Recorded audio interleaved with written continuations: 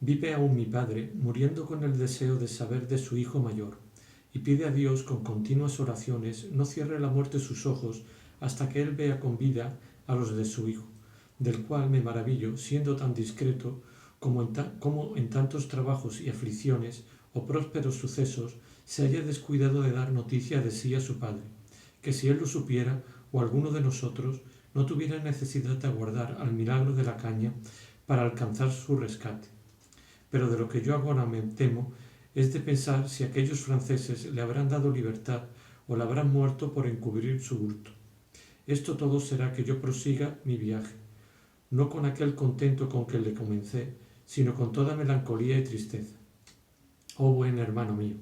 ¿y quién supiera ahora dónde estabas? Que yo te fuera a buscar y a librar de tus trabajos, aunque fuera a costa de los míos. Oh, ¿quién llevara nuevas a nuestro viejo padre de que tenías vida, aunque estuvieras en las mazmorras más escondidas de Berbería, que de allí te sacarían sus riquezas, las de mi hermano y las mías? Oh Zoraida hermosa y liberal, ¿quién pudiera pagar el bien que un hermano hiciste? ¿Quién pudiera hallarse al renacer de tu alma y a las bodas que tanto gusto a todos nos dieren? Estas y otras semejantes palabras decía el oidor, lleno de tanta compasión con las nuevas que de su hermano le habían dado, que todos los que le veían le acompañaban en dar muestras del sentimiento que tenían de su lástima. Viendo pues el cura que también había salido con su intención y con lo que deseaba el capitán, no quiso tenerlos a todos más tiempo tristes, y así se levantó de la mesa y entrando donde estaba Zoraida, la tomó por la mano y tras ella se vinieron Luscinda, Dorotea y la hija del oidor. Estaba esperando el capitán a ver lo que el cura quería hacer, que fue que, tomándole a él a sí mismo de la otra mano, con entrambos a dos se fue donde el oidor y los demás caballeros estaban, y dijo, cese, señor oidor, vuestras lágrimas, y cólmese vuestro deseo de todo el bien que acertare a desearse, pues tenéis delante a vuestro buen hermano y a vuestra buena cuñada. Este que aquí veis es el capitán Viedma, y esta la hermosa mora que tanto bien le hizo. Los franceses que os dije los pusieron en la estrecheza que veis, para que vos los franceses que os dije lo pusieron en la estrecheza que veis, para que vos mostréis la liberalidad de vuestro buen pecho. Acudió el capitán a abrazar a su hermano, y él le puso ambas manos en los pechos por mirarle algo más apartado, mas cuando le acabó de conocer, le abrazó tan estrechamente, derramando tan tiernas lágrimas de contento, que los más de los presentes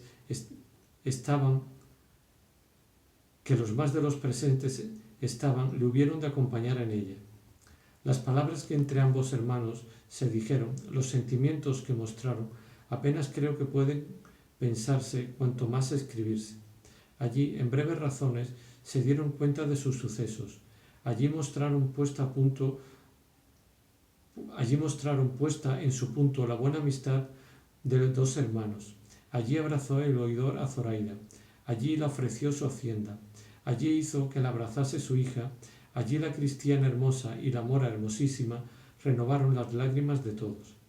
Allí don Quijote estaba atento, sin hablar palabra, considerando estos tan extraños sucesos, atribuyéndolos todo a quimeras de la andante caballería.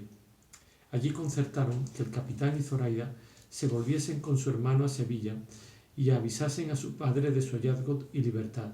para que, como pudiese, viniese a hallarse en las bodas y bautismo de Zoraida, que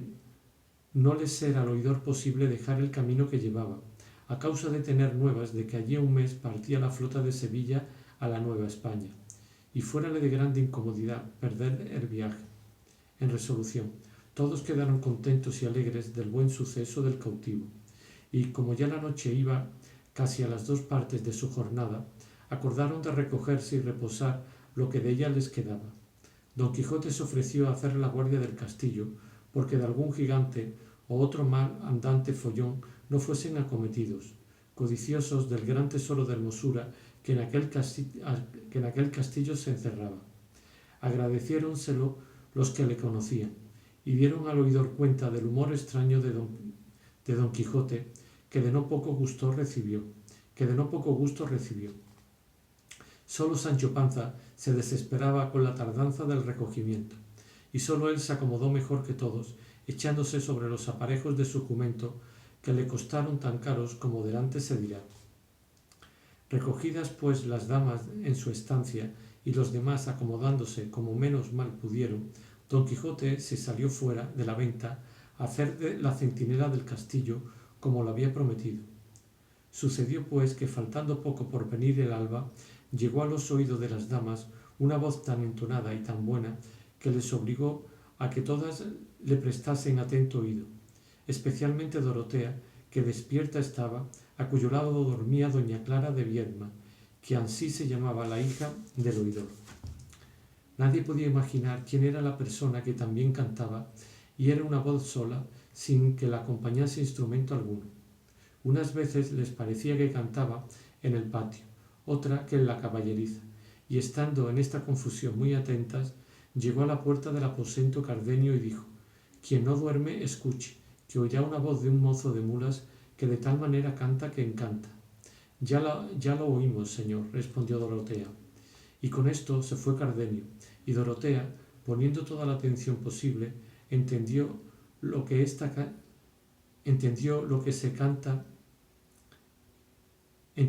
que se cantaba era esto.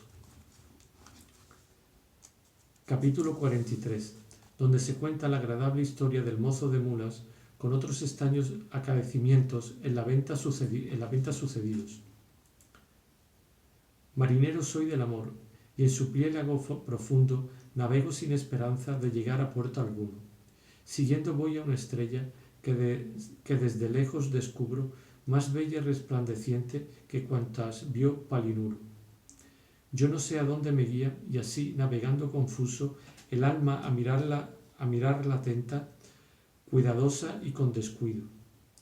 Recatos impertinentes, honestidad contra el uso, son nubes que me la cubren cuando más verla procuro. Oh clara y luciente estrella, en cuya lumbre me apuro, al punto que te me encubras será de mi muerte el punto. Llegando el que cantaba a este punto, le pareció a Dorotea que no sería bien que dejase Clara de oír una tan buena voz, y así, moviéndola a una y otra parte, la despertó diciéndole: «Perdóname, niña, que te despierto, pero lo hago porque gustes de oír la mejor voz que quizá habrás oído en toda tu vida». Clara despertó toda soñolienta y de la primera vez no entendió lo que Dorotea le decía, y volviéndoselo a preguntar, ella se lo volvió a decir, por lo cual estuvo atenta Clara. Pero apenas hubo oído 2 versos que el que cantaba iba prosiguiendo, cuando le tomó un temblor tan extraño como si de algún grave accidente de coartana estuviera enferma. Y, abrazándose estrechamente con Teodora, le dijo: «Ay, señora de mi alma y de mi vida, ¿para qué me despertastes? Que el mayor bien que la fortuna me podía hacer por ahora era tenerme cerrados los ojos y los oídos para no venir a oír a ese desdichado músico». «¿Qué es lo que dices, niña? Mira que dicen que el que canta es un mozo de mulas». «No es sino señor de lugares», respondió Clara, y el que le tiene en mi alma con tanta seguridad, que si él no quiere dejalle, no le será quitado eternamente». Admirada quedó Dorotea de las sentidas razones de la muchacha, pareciéndole que se aventajaban en mucho a la discreción que sus pocos años prometía. Y así le dijo: «Habláis de modo, señora Clara, que no puedo entenderos. Declaraos más y decidme qué es lo que decís de alma y de lugares y de este músico cuya voz tan inquieta os tiene. Pero no me digáis nada por ahora, que no quiero perder, por acudir a vuestro sobresalto, el gusto que recibo de oír al que canta, que me parece que con nuevos versos y nuevo tono torna su canto». «Sea en buena hora», respondió Clara, y por no oírle se tapó con las manos entre ambos oídos, de lo que también se admiró Dorotea, la cual, estando atenta a lo que se cantaba, vio que proseguía en esta manera: «Dulce esperanza mía, que, rompiendo imposibles y malezas, sigues firme la vía que tú mismas te finges y aderezas. No te desmayes el verme a cada paso junto al de tu muerte. No alcanzan perezosos honrados triunfos ni victoria alguna,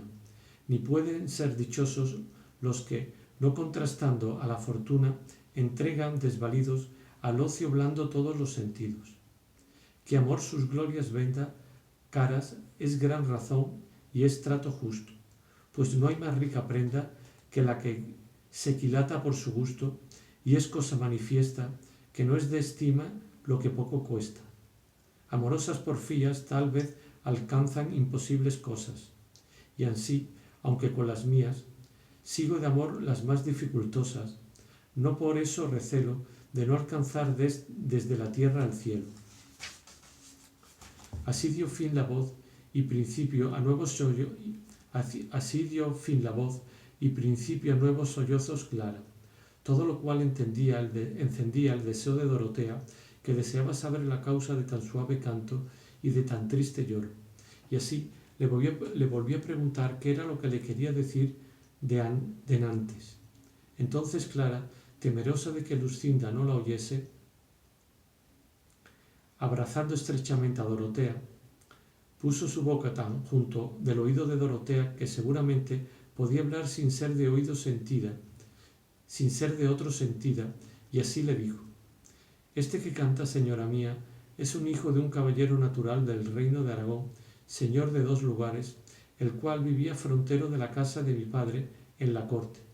Y aunque mi padre tenía las ventanas de su casa con lienzos en el invierno y celosías en el verano, yo no sé lo que fue ni lo que no, que este caballero que andaba al estudio me vio, ni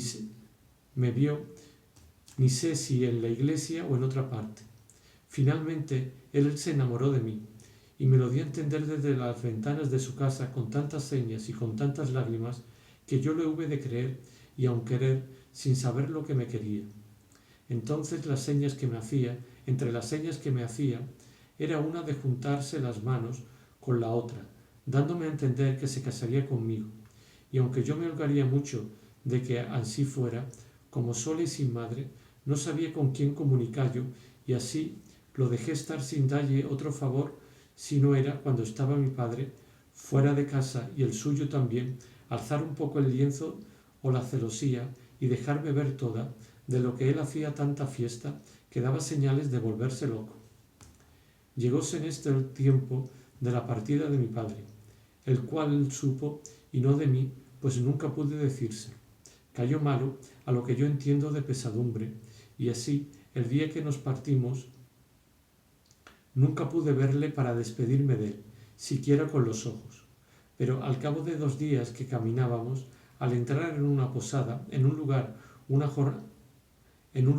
jornada de aquí, le vi a la puerta del mesón, puesto en hábito de mozo de mulas, tan al natural que si yo no le trujera tan retratado en mi alma, fuera imposible conocelle. Conocíle, admíreme y alégreme. Él me miró a hurto de mi padre, de quien él siempre se esconde cuando atraviesa por delante de mí en los caminos y en las posadas do llegamos. Y como yo sé quién es, y considero que por amor de mí viene a pie y con tanto trabajo, muérome de pesadumbre, y a donde él pone los pies pongo yo los ojos. No sé con qué intención viene, ni cómo ha podido escaparse de su padre, que le quiere extraordinariamente, porque no tiene otro heredero, y porque él lo merece, como lo verá vuestra merced cuando le vea. Y más les sé decir, que todo aquello que canta lo saca de su cabeza, que he oído decir que es muy gran estudiante y poeta. Y hay más, que cada vez que le veo o le oigo cantar, tiemblo toda y me sobresalto, temerosa de que mi padre le conozca y venga en conocimiento de nuestros deseos. En mi vida le he hablado palabra, y con todo eso le quiero de manera que no he de poder vivir sin él. Esto es, señora mía, todo lo que os puedo decir de este músico, cuya voz tanto os ha contentado, que en sola ella echaréis bien de ver que no es mozo de mulas, como decís, sino señor de almas y lugares, como yo os he dicho. No digáis más, señora Clara, dijo a esta sazón Dorotea, y esto besándola 1000 veces. No digáis más, digo, y esperad que venga el nuevo día, que yo espero en Dios de encaminar de manera vuestros negocios, que tengan el feliz fin que tan honestos principios merecen. Ay, señora, dijo Dorotea, ¿qué fin se puede esperar si su padre es tan principal y tan rico que le parecerá que aun yo no puedo ser criada de su hijo, cuanto más esposa? Pues casarme yo a hurto de mi padre no lo haré por cuanto hay en el mundo. No querría sino que este mozo se volviese y me dejase. Quizá con no velle y con la gran distancia del camino que llevamos se me aliviará la pena que ahora llevo, aunque sé decir que este remedio que me imagino me ha de aprovechar bien poco. No sé qué diablos ha sido esto, ni por dónde se ha entrado este amor que le tengo, siendo yo tan muchacha y él tan muchacho, que en verdad que creo que somos de una edad misma, que yo no tengo cumplido 16 años, que para el día de San Miguel me vendrá, dice mi padre, que los cumplo. No pudo dejar de reírse Dorotea, oyendo cuán como niña hablaba doña Clara, a quien dijo: reposemos, señora, lo poco que creo que queda de la noche, y amanecerá Dios y medraremos, o mal me andarán las manos. Sosegáronse con esto, y en toda la venta se guardaba un grande silencio. Solamente no dormía la hija de la ventera y Maritornes, su criada, las cuales, como ya sabían del humor de que peca Don Quijote, y que estaba fuera de la venta armado y a caballo haciendo la guarda, determinaron las dos de hacelle alguna burla, o a lo menos de pasar un poco de tiempo oyéndole sus disparates. Es pues el caso que en toda la venta no había ventana que saliese al campo, sino un agujero de un pajar por donde echaban la paja por fuera. A este agujero se pusieron las dos semidoncellas y vieron que Don Quijote estaba a caballo, recostado sobre su lanzón, donde de cuando en cuando tan dolientes y profundos suspiros, dando de cuando en cuando tan dolientes y profundos suspiros, que parecía que con cada uno se le arrancaba el alma. Y asimismo oyeron que decía con voz blanda, regalada y amorosa: oh mi señora Dulcinea del Toboso, extremo de toda hermosura, fin y remate de la discreción, archivo del mejor donaire, depósito de la honestidad y últimamente, idea de todo lo provechoso, honesto y deleitable que hay en el mundo. ¿Y qué fará agora la tu merced? Si tendrás por ventura las mientes en tu cautivo caballero, que tantos peligros por solo servirte de su voluntad ha querido ponerse. Dame tú nuevas de ella, oh luminaria de las tres caras. Quizá con envidia de la tuya la estás ahora mirando, que, o paseándose por alguna galería de sus suntuosos palacios, o ya puesta de pecho sobre algún balcón, está considerando cómo, salva su honestidad y grandeza, ha de amasar la tormenta que por ella este mi cuitado corazón padece. Ha de amansar la tormenta que por ella este mi cuitado corazón padece. Qué gloria ha de dar a mis penas, qué sosiego a mi cuidado y, finalmente, qué vida a mi muerte y qué premio a mis servicios. Y tú, Sol, que ya debes de estar apriesa ensillando tus caballos por madrugar y salir a ver a mi señora, así como la veas, suplícote que de mi parte la saludes, pero guárdate que al verla y saludarla no le des paz en el rostro, que te tendré más celos de ti que tú los tuviste de aquella ligera ingrata que tanto te hizo sudar y correr por los llanos de Tesalia o por las riberas de Peneo, que no me acuerdo bien por dónde corriste entonces, celoso y enamorado. A este punto llegaba entonces Don Quijote en su tan lastimero razonamiento, cuando la hija de la ventera le comenzó a cecear y a decirle: Señor mío, lléguese acá la vuestra merced, si es servido. A cuyas señas y voz volvió Don Quijote la cabeza y vio a la luz de la luna, que entonces estaba en toda su claridad, cómo le llamaban del agujero, que a él le pareció ventana, y aun con rejas doradas, como conviene que las tengan tan ricos castillos como él se imaginaba en aquella venta. Y luego en el instante se le representó en su loca imaginación que otra vez, como la pasada, la doncella Fermosa, hija de la señora de aquel castillo, vencida de su amor, tornaba a solicitarle. Y con este pensamiento, por no mostrarse descortés y desagradecido, volvió las riendas a Rocinante y se llegó al agujero. Y así como vio a las dos mozas, dijo: «Lástima os tengo, fermosa señora, de que hayáis puesto vuestras amorosas mientes en parte donde no es posible corresponderos conforme merece vuestro gran valor y gentileza, de lo que no debéis dar culpa a este miserable andante caballero, a quien tiene amor imposibilitado de poder entregar su voluntad a otra que aquella que, en el punto de sus ojos la vieron, la hizo señora absoluta de su alma. Perdonadme, buena señora, y recogeos en vuestro aposento, y no queráis con significarme más vuestros deseos, que yo me muestre más desagradecido. Y si del amor que me tenéis halléis en mí otra cosa con que satisfaceros, que el mismo amor no sea, pedídmela, que yo os juro, por aquella ausente enemiga dulce mía, quedarolas en continente, si bien me pidiésedes una guedeja de los cabellos de Medusa, que eran todo culebras, o ya los mismos rayos del sol encerrados en una redoma. No ha menester nada de eso, mi señora, señor caballero, dijo a este punto Maritornes. Pues, ¿qué ha menester, discreta dueña, vuestra señora? Respondió Don Quijote. Solo una de vuestras hermosas manos, dijo Maritornes, para poder deshogar con ella el gran deseo que a este agujero la ha traído tan a peligro de su honor, que su señor padre lo hubiera sentido, la menor tajada de ella fuera la oreja. Ya quisiera yo ver eso, respondió Don Quijote, pero él se guardará bien de eso, si ya no quiere hacer el más desastrado fin que padre hizo en el mundo por haber puesto las manos en los delicados miembros de su enamorada hija. Parecióle a Maritornes que sin duda Don Quijote daría la mano que le habían pedido, y proponiendo en su pensamiento lo que debía de hacer, se bajó del agujero y se fue a la caballeriza, donde tomó el cabestro del jumento de Sancho Panza,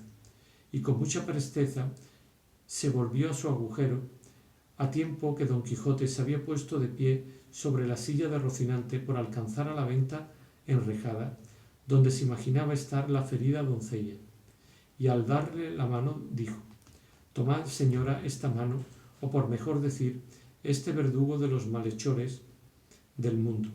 Tomad esta mano, digo, a quien no ha tocado otra mujer alguna, ni aun la de aquella que tiene entera posesión de todo mi cuerpo. No os la doy para que la beséis, sino para que miréis la contextura de sus nervios, la trabazón de sus músculos, la anchura y espaciosidad de sus venas, de donde sacaréis qué tal debe de ser la fuerza del brazo que tal mano tiene». «Ahora lo veremos», dijo Maritornes, y, haciendo una alazada corrediza al cabestro, se la echó a la muñeca y, bajándose del agujero, ató lo que quedaba al cerrojo de la puerta del pajar muy fuertemente. Don Quijote, que sintió la aspereza del cordel en su muñeca, dijo: «Más parece que vuestra merced me raya que no me regala la mano. No la tratéis tan mal, pues ella no tiene la culpa del mal que mi voluntad os hace, ni es bien que en tan poca parte venguéis el todo de vuestro enojo. Mirad que quien quiere bien no se venga tan mal». Pero todas estas razones de Don Quijote ya no la escuchaba nadie, porque, así como Maritornes le ató, ella y la otra se fueron muertas de risa y le dejaron asido de manera que fue imposible soltarse. Estaba, pues, como se ha dicho, de pie sobre Rocinante, metido todo el brazo por el agujero y atado de la muñeca, y al cerrojo de la puerta, con grandísimo temor y cuidado, que si Rocinante se desviaba a un cabo o a otro, había de quedar colgado del brazo, y así no osaba hacer movimiento alguno, puesto que de la paciencia y quietud de Rocinante bien se podía esperar que estaría sin moverse un siglo entero. En resolución, viéndose Don Quijote atado, y que ya las damas habían ido, se dio a imaginar que todo aquello se hacía por vía de encantamento, como la vez pasada, cuando en aquel mismo castillo le molió aquel moro encantado de la riera, y maldecía entre sí su poca discreción y discurso, pues, habiendo salido tan mal la vez primera de aquel castillo, se había aventurado a entrar en él la segunda, siendo advertimiento de caballeros andantes que, cuando han probado una aventura y no ha salido bien con ella, es señal de que no está para ellos guardada, sino para otros, y así no tienen necesidad de probarla segunda vez. Con todo esto, tiraba de su brazo por ver si podía soltarse, mas él estaba tan bien asido que todas sus pruebas fueron en vano. Bien es verdad que tiraba con tiento porque Rocinante no se moviese, y aunque él quisiera sentarse y ponerse en la silla, no podía sino estar en pie o arrancarse la mano. Allí fue el desear de la espada de Amadís, contra quien no tenía fuerza de encantamiento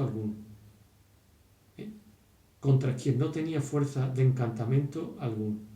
Allí fue el maldecir de su fortuna. Allí fue el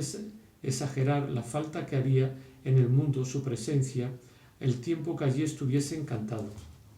que sin duda alguna se había creído que lo estaba. Allí el acordarse de nuevo de su querida Dulcinea del Toboso. Allí fue el llamar a su buen escudero Sancho Panza, que, sepultado en sueño y tendido sobre el albarda de su jumento, no se acordaba en aquel instante de la madre que lo había parido. Allí llamó a los sabios Lirgandeo y Alquife que le ayudase. Allí invocó a su buena amiga Urganda, que le socorriese. Y, finalmente, allí le tomó la mañana tan desesperado y confuso que bramaba como un toro, porque no esperaba él que con el día se remediase su cuita, porque la tenía por eterna, teniéndose por encantado. Y hacíale creer esto ver que Rocinante poco ni mucho se movía, y creía que de aquella suerte, sin comer, ni beber, ni dormir, había de estar él y su caballo hasta que aquel mal influjo de las estrellas se pasase, o hasta que otro más sabio encantador le desencantase. Pero engañóse mucho en su creencia, porque apenas comenzó a amanecer cuando llegaron a la venta 4 hombres de a caballo, muy bien puestos y aderezados, con sus escopetas sobre los arzones. Llamaron a la puerta de la venta, que aún estaba cerrada, con grandes golpes, lo cual, visto por Don Quijote, desde donde aún no dejaba de hacer la centinela, con voz arrogante y alta dijo: «Caballeros o escuderos, o quien quiera que seáis, no tenéis para qué llamar a las puertas de este castillo, que asaz de claro está que a tales horas a los que están dentro duermen o no tienen por costumbre de abrirse las fortalezas hasta que el sol esté tendido por todo el suelo. Desviaos fuera y esperad que aclare el día, y entonces veremos si será justo o no que os abra». «¿Qué diablos de fortaleza o castillo es este?», dijo uno, «para obligarnos a guardar estas ceremonias. Si sois el ventero, mandad que nos abran, que somos caminantes, que no queremos más de dar cebada a nuestras cabalgaduras y pasar adelante, porque vamos de priesa». «Pareceos, caballeros, que tengo yo talle de ventero», respondió Don Quijote. «No sé de qué tenéis talle», respondió el otro, pero sé que decís disparates en llamar castillo a esta venta». «Castillo es», replicó Don Quijote, «y aun de los mejores de toda esta provincia, y gente tiene dentro que ha tenido cetro en la mano y corona en la cabeza». «Mejor fuera al revés», dijo el caminante, «el cetro en la cabeza y la corona en la mano. Y será, si a mano viene, que debe de estar dentro alguna compañía de representantes, de los cuales es tener a menudo esas coronas y cetros que decís, porque en una venta tan pequeña y a donde se guarda tanto silencio como esta, no creo yo que se alojan personas dignas de corona y cetro». «Sabéis poco del mundo», replicó Don Quijote, «pues ignoréis los casos que suelen acontecer en la caballería andante. Cansábanse los compañeros que con el preguntante venían del coloquio que con Don Quijote pasaba, y así tornaron a llamar con grande furia, y fue de modo que el ventero despertó, y aun todos cuantos en la venta estaban,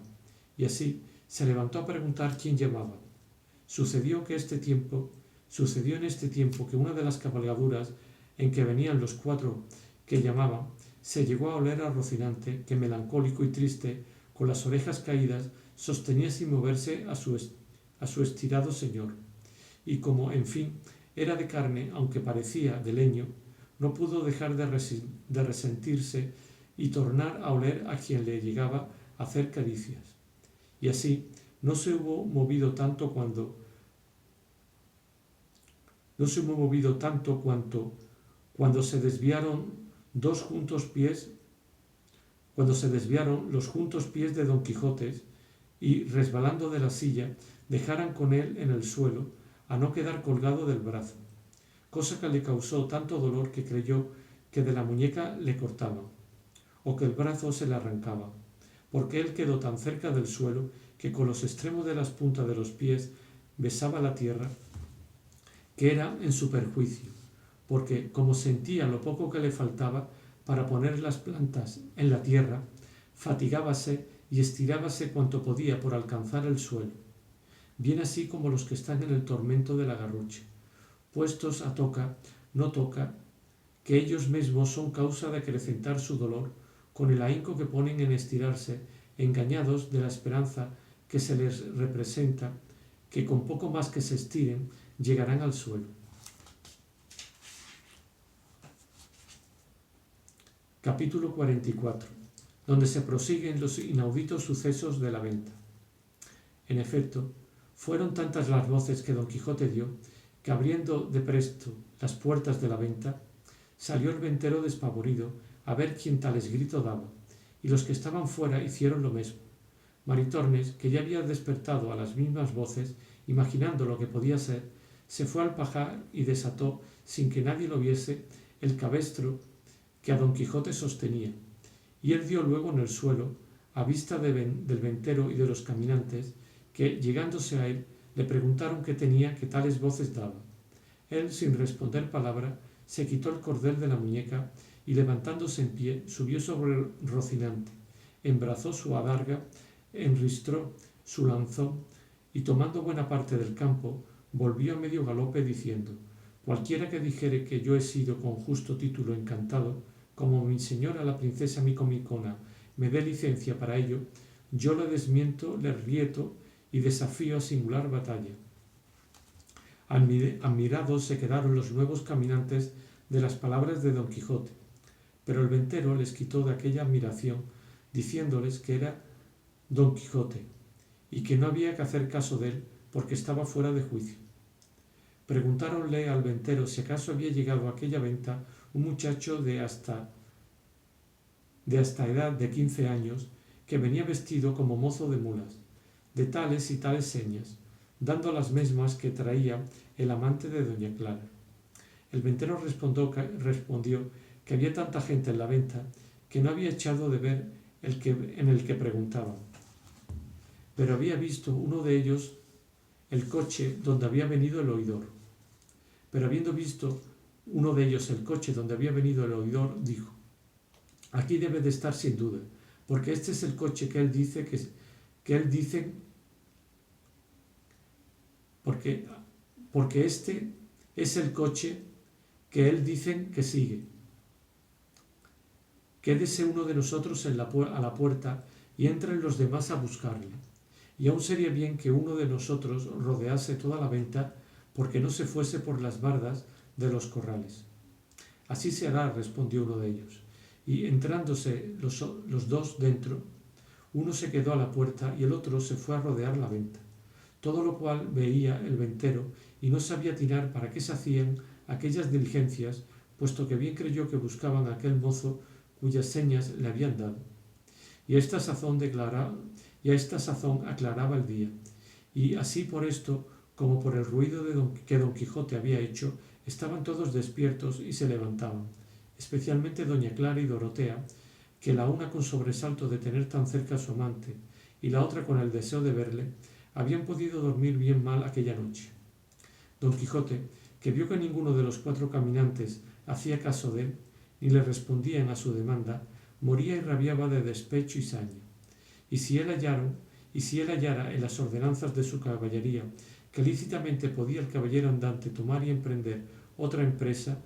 habiendo dado su palabra y fe de no ponerse en ninguna hasta acabar la que había prometido, él embistiera con todos y les hiciera responder mal de su grado.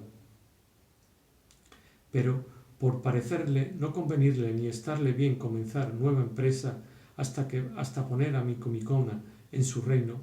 hubo de callar y estarse quedo, esperando a ver en qué paraban las diligencias de aquellos caminantes, uno de los cuales halló al mancebo que buscaba, durmiendo al lado de un mozo de mulas, bien descuidado de que nadie ni le buscase, ni menos de que le hallase. El hombre le trabó del brazo y le dijo: por cierto, señor don Luis, que responde bien a quien vos sois el hábito que tenéis, y que dice bien la cama en quien os hallo, al regalo con que vuestra madre os crió. Limpióse el mozo los soñolientos ojos y miró de espacio al que le tenía asido, y luego conoció que era criado de su padre, de que recibió tal sobresalto que no acertó o no pudo hablarle palabra por un buen espacio. Y el criado prosiguió diciendo: aquí no hay que hacer otra cosa, señor don Luis, sino prestar paciencia y dar la vuelta a casa. Y si ya vuestra merced no gusta que su padre y mi señor la dé a otro mundo, porque no se puede esperar otra cosa de la pena en que queda por vuestra ausencia.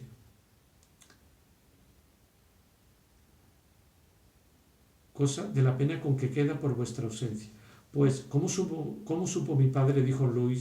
don Luis, que yo venía en este camino y en este traje? Un estudiante, respondió el criado, a quien disteis cuenta de vuestros pensamientos, fue el que lo descubrió, movido a lástima de las que vio que hacía vuestro padre, al punto que os echó de menos. Y así despachó a 4 de sus criados en vuestra busca, y todos estamos aquí a vuestro servicio, más contento de lo que imaginar se puede, por el buen despacho con que tornaremos, llevándoos a los ojos que tanto os quieren.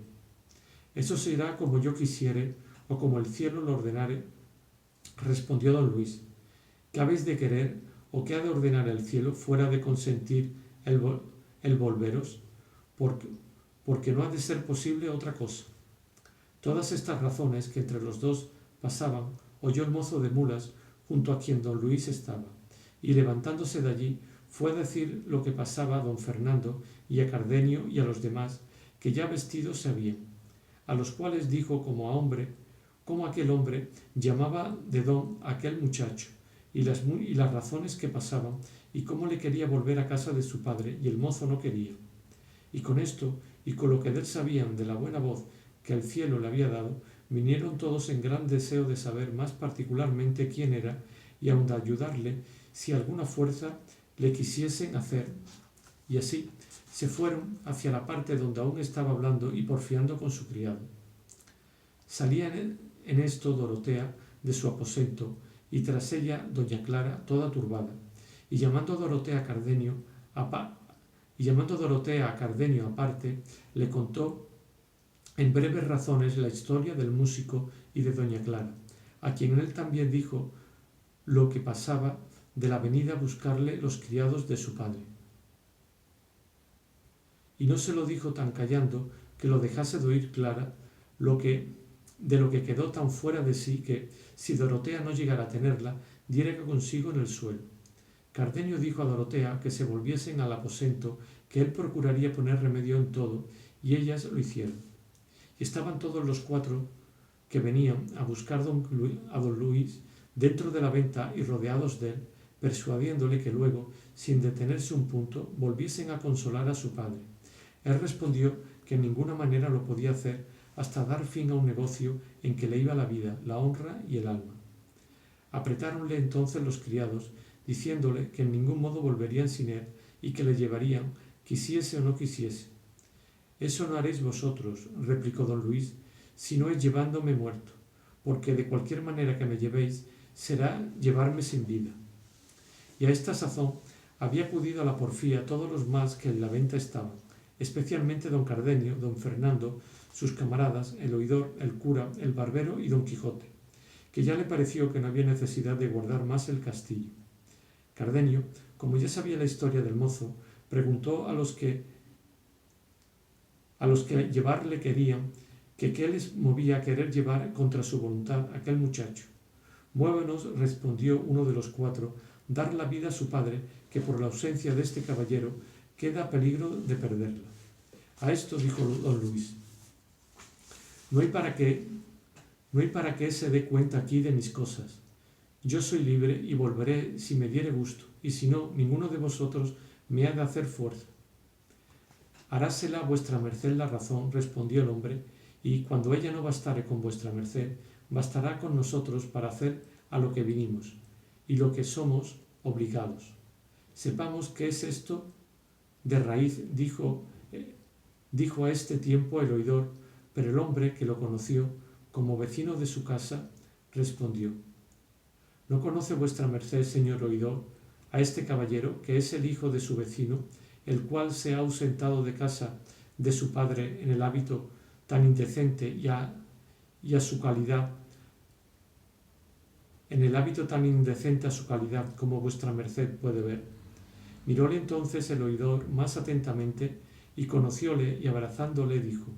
¿qué niñerías son estas, señor don Luis? ¿O qué causas tan poderosas que os hayan movido a venir de esta manera y en este traje que dice tan mal con la calidad vuestra? Al mozo se le vinieron las lágrimas a los ojos y no pudo responder palabra. El oidor dijo a los cuatro que se sosegasen, que todo sería bien, y tomando por la mano a don Luis, le apartó una parte y le preguntó qué venida había sido aquella. Y en tanto le hacía esta y otras preguntas, oyeron grandes voces a la puerta de la venta, y era la causa de ella que dos huéspedes que aquella noche habían alojado en ella, viendo a toda la gente ocupada en saber lo que los cuatro buscaban, habían intentado irse sin pagar lo que debían. Mas el ventero, que atendía más a su negocio que a los ajenos, les asió al salir de la puerta y pidió su paga, y les afeó su mala intención con tales palabras que les movió a que le respondiesen con los puños. Y así le comenzaron a dar tal mano que el pobre ventero tuvo necesidad de dar voces y pedir socorro. La ventera y su hija no vieron a otro más desocupado para poder socorrerle que a don Quijote, a quien la hija de la venta dijo: socorra vuestra merced, señor caballero, por la virtud que Dios le dio a mi pobre padre, que dos malos hombres le están moliendo como a cibera. A lo cual respondió don Quijote muy despacio y con mucha flema: fermosa doncella, no ha lugar por ahora vuestra petición, porque estoy impedido de entremeterme en otra aventura en tanto no me diera cima a una que en mi palabra me ha puesto. Mas lo que yo podré hacer por serviros es lo que ahora diré: corred y decir a vuestro padre que se entretenga en esa batalla lo mejor que pudiere, y que no se deje vencer en ningún modo, en tanto que yo pido licencia a la princesa Micomicona para poder socorrerle en su cuita, que si ella me la da, tened por cierto que yo le sacaré de ella. Pecadora de mí, dijo a esto Maritornes, que estaba delante. Primero que vuestra merced alcance esa licencia que dice, estará mi señor en el otro mundo. Debe vos, señora, que yo alcance la licencia que digo, respondió. Dadme vos, señora,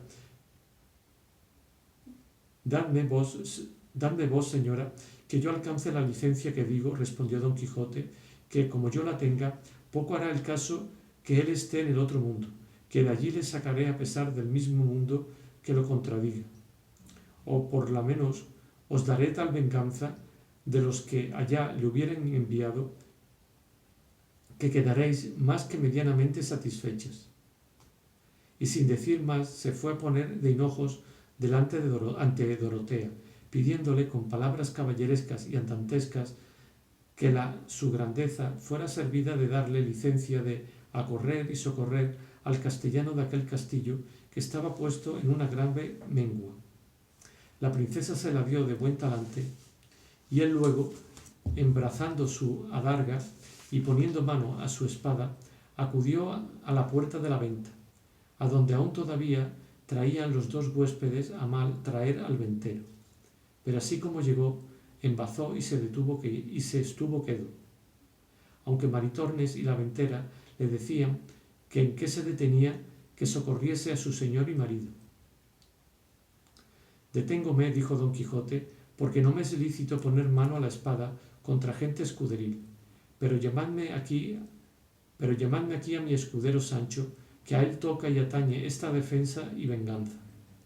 Esto pasaba en la puerta de la venta, y en ella andaban las puñadas y mojicones muy en su punto, todo en daño del ventero y en rabia de Maritornes, la ventera y su hija, que se desesperaban de ver la cobardía de don Quijote y de lo mal que lo pasaba su marido, señor y padre. Pero dejémosle aquí, que no faltará quien le socorra, o si no, sufre y calle el que se atreve a más de lo que sus fuerzas le prometen. Y volvámonos atrás 50 pasos a ver qué fue lo que don Luis respondió al oidor, que le dejamos aparte, preguntándole la causa de su venida a pie y de tan vil traje vestido. A lo cual el mozo, asiéndole fuertemente de las manos, como en señal de algún gran dolor que algún gran dolor le aprestaba el corazón, y derramando lágrimas en grande abundancia, le dijo: Señor mío, yo no sé deciros otra cosa sino que desde el punto que quiso el cielo y facilitó nuestra vecindad, que yo viese a mi señora doña Clara, hija vuestra y señora mía, desde aquel instante la hice dueño de mi voluntad. Y si la vuestra, verdadero señor y padre mío, no lo impide, en este mismo día ha de ser mi esposa. Por ella dejé la casa de mi padre, y por ella me puse en este traje por seguirla a donde quiera que fuese, como la saeta al blanco, como el marinero al norte. Ella no sabe de mis deseos más de lo que ha podido entender de algunas veces que desde lejos ha visto llorar mis ojos.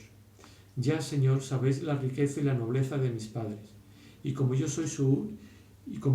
único heredero. Si os parece que estas son partes para que os aventuréis a hacerme en todo venturoso, recibidme luego por vuestro hijo, que si mi padre, llevado de otros designios suyos, no gustare de este bien que yo supe buscarme,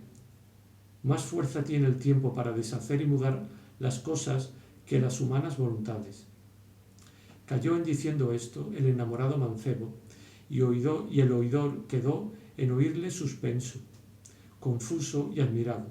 así de haber oído el modo y la discreción con que don Luis le había descubierto su pensamiento, como de verse en punto que no sabía el qué poder tomar en tan repentino y no esperado negocio, y así no respondió otra cosa sino que se sosegasen por entonces y entretuviese a sus criados, que por aquel día no le volviesen, porque si tuviese tiempo para considerar lo que mejor a todos estuviese. Besóle las manos por fuerza a don Luis, y aún se las bañó con lágrimas, cosa que pudiera enternecer un corazón de mármol, no sólo el del oidor, que, como discreto, ya había conocido cuán bien lo estaba a su hija aquel matrimonio, puesto que, si fuera posible, lo quisiera efectuar con voluntad de don Luis, del padre de don Luis, del cual sabía que pretendía hacer de título a su hijo. Y a esta sazón estaban en paz los huéspedes con el ventero, pues por persuasión y buenas razones de don Quijote, más que por amenazas, le habían pagado todo lo que él quiso, y los criados de don Luis aguardaban el fin de la plática del oidor y la resolución de su amo, cuando el demonio, que no duerme, ordenó que en aquel mismo punto entró en la venta el barbero, a quien don Quijote quitó el yelmo de Mambrino, y Sancho Panza los aparejos del asno, que trocó con los del suyo, el cual barbero, llevando su jumento a la caballeriza, vio a Sancho Panza que estaba aderezando no sé qué de la albarda, y así como la vio, la conoció, y se atrevió a arremeter a Sancho diciendo: «Ah, don ladrón, que aquí os tengo. Venga mi bacía y mi albarda, con todos mis aparejos que me robasteis». Sancho, que se vio acometer tan de improviso y oyó los vituperios que le decían, con la una mano asió de la albarda y con la otra dio un mojicón al barbero, que le bañó los dientes en sangre. Pero no por esto dejó el barbero la presa que tenía hecha en la albarda, antes alzó la voz de tal manera que todos los de la venta acudieron al ruido y pendencia y decía: «Aquí del rey y de la justicia, que sobre cobrar mi hacienda me quiere matar este ladrón salteador de caminos». «Mentís», respondió Sancho, «que yo no soy salteador de caminos, que en buena guerra ganó mi señor Don Quijote estos despojos». Y estaba Don Quijote delante, con mucho contento de ver cuán bien se defendía y ofendía su escudero, y túvole desde allí adelante por hombre de pro, y propuso en su corazón de armarle caballero en la primera ocasión que se le ofreciese, por parecerle que sería en el bien empleada la orden de la caballería, por parecerle que sería en él bien empleada la orden de la caballería. Entre otras cosas que el barbero decía en el discurso de la pendencia, vino a decir: «Señores, así esta albarda es mía como la muerte que debo a Dios, y así la conozco como si lo hubiera parido. Y ahí está mi asno en el establo, que no me dejará mentir, sino pruébensela, y si no le viniere pintiparada, yo me quedaré por infame. Y hay más, que el mismo día que ella se me quitó, me quitaron también una bacía de azófar nueva, que no se había estrenado, que era señora de un escudo». Aquí no se pudo contener Don Quijote sin responder, y poniéndose entre los dos y apartándoles, depositando la albarda en el suelo, que la tuviese de manifiesto hasta que la verdad se aclarase. Porque vean vuestras mercedes clara y manifiestamente el error en que está este buen escudero, pues llama vacía a lo que fue, es y será yelmo de Mambrino, el cual se lo quité yo en buena guerra, y me hice señor de él con legítima y lícita posesión. En lo de la albarda no me entremeto,